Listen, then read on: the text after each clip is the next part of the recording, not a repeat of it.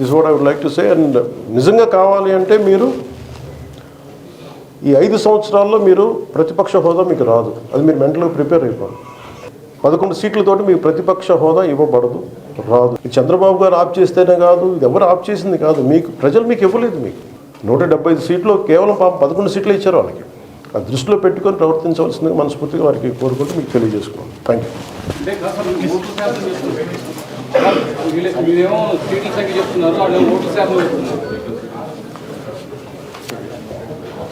first అప్పుడు ఏం చేయాలంటే సార్,